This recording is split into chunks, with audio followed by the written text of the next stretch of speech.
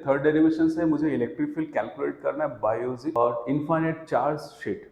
Charge sheet क्या होता है? कोई आपका जो पेपर होता है, बुक का पेपर्स, आपके बुक्स के जो पेजेस होते हैं उसको शीट बोलते हैं, बिकॉज उसका थिकनेस निग्लिजिबल होता है। तो मेरे पास एक चार्ज शीट है जिसका थिकनेस क्या है, निग्लिजिबल है। लेट कंसिडर चार्ज शीट मेरे पास ऐसे दिया हुआ है कि मेरे पास एक चार्ज शीट है, ठीक है, ऐसे कंसिडर कर लो। इसके ऊपर पॉजिटिव चार्जेस ले लेते हैं हम लोग, एक पॉजिटिव चार्जेस ले लिए। अब ये इनफाइनाइट चार्ज शीट है, तो हमें इसके क्या करना पड़ेगा, इसका टोटल चार्ज कैसे डिफाइन करेंगे? तो टोटल चार्ज डिफाइन करना थोड़ा मुश्किल होता है, तो इस इनफाइनाइट चार्ज शीट के लिए हम डिफाइन करते हैं एरियल चार्ज डेंसिटी। जो भी क्वांटिटी बड़ी होती है, बड़ी क्वांटिटी के लिए आप क्या करोगे, उसके लिए क्या उसका डेंसिटी डिफाइन करते हो, डेंसिटी से रिक्वायर्ड एरिया का चार्ज निकाल लेगा। तो यहाँ पे मेरे पास कंसिडर करो कि इसका जो एरियल चार्ज डेंसिटी है, एरियल चार्ज डेंसिटी, बुक वगैरह में इसको सरफेस चार्ज डेंसिटी भी लिखा था, तो एरियल चार्ज डेंसिटी इसका कितना, सिग्मा है। तो अगर मैंने बोल दिया कि मैंने यहां से छोटा सा एक पार्ट लिया, उस पार्ट की वजह से मुझे इलेक्ट्रिक फील्ड चाहिए, तो यह छोटा सा पार्ट लिया, उसकी वजह से मैं गॉसियन सरफेस बना देता हूं ऐसा, ठीक है। गॉसियन सरफेस दोनों साइड ड्रॉ करेंगे, क्यों ड्रॉ करेंगे, बिकॉज शीट के दोनों साइड क्या रहेगा, चार्ज रहेगा। अब ये जो गिवन मैंने छोटा सा गॉसियन सरफेस क्या लिया हमने, ये जो लिया हुआ है ये क्या है, it is a Gaussian surface. Gaussian surface के अंदर टोटल चार्ज है कितना? तो अगर मैंने डिफाइन किया कि एरियल चार्ज डेंसिटी सिग्मा है, तो इसके अंदर चार्ज कितना होगा? तो ये जो पार्ट लिया हमने, कितना पार्ट लिया याद रखो, बुक्स वगैरह में ड्रॉ नहीं किया होता है, हमने एक छोटा सा पार्ट इतना लिया, ये आ रहा दोनों साइड से, दोनों साइड से। तो इस छोटे से पार्ट में जो चार्ज रहेगा, वो चार्ज कैसे निकालेंगे? तो सिग्मा कितना होता है, total charge divide by area. तो चार्ज कितना होगा, सिग्मा इनटू एरिया। तो मेरे पास गॉसियन सरफेस के अंदर जो चार्ज आएगा कितना आएगा, सिग्मा इनटू एरिया। अब चलो स्टार्ट करते, लिखते हैं कि सर पहला पार्ट बाय गॉस थ्योरम्स या गॉस लॉ क्या बोलता है, टोटल फ्लक्स जो बाहर आ रहा है उसको क्या लिख सकते हैं हम लोग यहाँ पे, टोटल फ्लक्स को क्या लिख सकते हैं हम, total charge inside divide by permittivity. तो टोटल फ्लक्स कितना हो गया, सिग्मा इनटू ए डिवाइड बाय परमिटिविटी। ये हो गया इक्वेशन नंबर 1, कंसिडर कर लो। चलो समझ में आया यहाँ तक?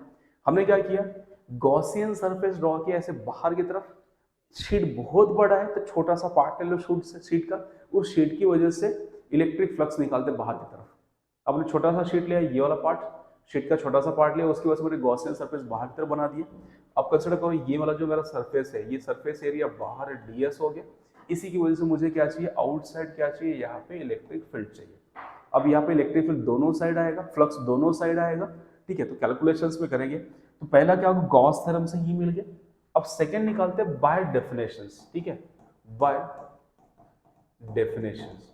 तो by definition is the second part, क्या होता है, flux is equal to integrations कितना होता है, E vector dot DS vectors. अब सोचो यहाँ पे मेरे पास डीएस सरफेस दोनों साइड होगा, बिकॉज चार्ज दोनों साइड है। तो डीएस इधर भी है मेरे पास, इस साइड भी डीएस है और इस साइड भी डीएस है, तो फ्लक्स मेरे पास क्या रहेंगे, दोनों साइड के फ्लक्स लेना पड़ेगा।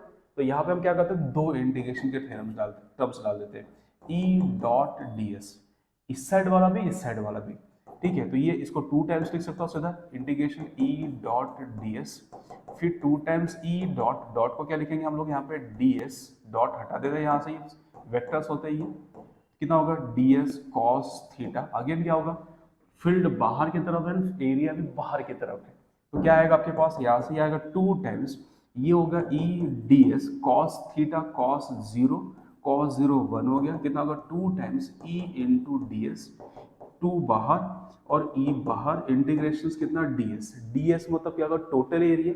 हमने कितना एरिया लिया है, ए एरिया लिया, देखा मैंने चार्ज कितना लिखा है, ए एरिया के लिए चार्ज रखा है, तो हमारा एरिया भी कितना होगा, टोटल एरिया ए ले लेते हैं, तो कितना आएगा आपके पास यहाँ पे, जो फ्लक्स आया, टोटल फ्लक्स कितना होगा, 2 times E into A. This is the second equation. First equation मेरे पास ये मिल चुका है, दोनों को इक्वल करते, तो लिखो बाय 1 एंड 2, तो कितना आएगा आपके पास, यहाँ से 2 times E into A is equal to यहाँ कितना, sigma into A divide by epsilon, दोनों साइड से ए कैंसल, तो E is equal to sigma divide by 2 epsilon. This is electric field का फॉर्मूला। थोड़ा सा कंफ्यूजिंग क्या होता है स्टूडेंट्स को, ये जो ड्रॉ कर रहे हैं, ठीक है, तो हमने लिया क्या है, छोटा सा सरफेस लिया ये, इसके अंदर जो टोटल चार्ज आएगा उसकी वजह से इलेक्ट्रिक फील्ड निकाल रहे हैं। आ रहा पॉइंट समझ? तो चार्ज कैसे कैलकुलेट करें, सिग्मा होता है क्यू बाय एरिया, सिग्मा मतलब charge density is Q by area, तो क्यू कितना, सिग्मा इनटू ए हो गया।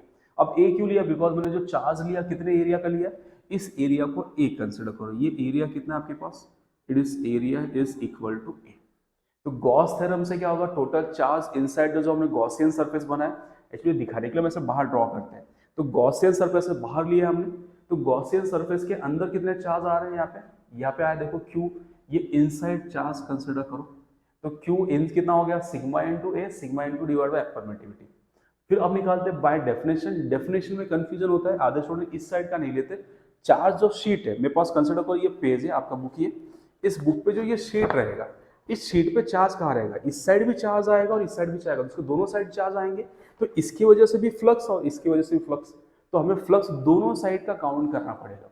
तो हमें दोनों साइड का फ्लक्स काउंट करने के लिए यहाँ पे इंटीग्रेशन के दो टर्म्स लिखे हुए, आ रहा समझ में, यहाँ पे दो टर्म्स क्यों लिखे हुए, क्योंकि फ्लक्स दोनों साइड पे, चार्ज दोनों साइड पे स्प्रेड है, तो दो आएंगे, दोनों सेम ही रहेगा, 2 टाइम्स हो गया, डॉट डॉट के लिए कॉस थीटा लिखो, थीटा कितना रहेगा, हर डेरिवेशंस में थीटा हमारा 0 ही है, बिकॉज इलेक्ट्रिक फील्ड और डीएस सेम डायरेक्शंस में, cos 0 1 हो गया, ठीक है, ई बाहर निकालो, इंटीग्रेशन डीएस, डीएस मतलब टोटल एरिया, टोटल एरिया कितना होगा, ए लेते हैं हम यहाँ पे, नाउ मिल गया मुझे फ्लक्स, मिल गया बाय डेफिनेशन, फ्लक्स मिल गया बाय गॉस, दोनों को इक्वल कर लो, इक्वल कर लो और वहां से ई मिल जाएगा, ठीक है। तो मेरा यहाँ पे इलेक्ट्रिक फील्ड के सारे डेरिवेशंस हो गए, आपको करना है क्या, ये सारे डायरेक्शन प्रिपेयर करना है, ये जो मैं डिराइव किया है बोर्ड पे, ये मैंने डिस्क्रिप्शन लिस्ट में एज ए पीडीएफ भी डाल दिया, आप वहाँ पे जाके डिस्क्रिप्शन लिस्ट में पीडीएफ चेक कर लोगे।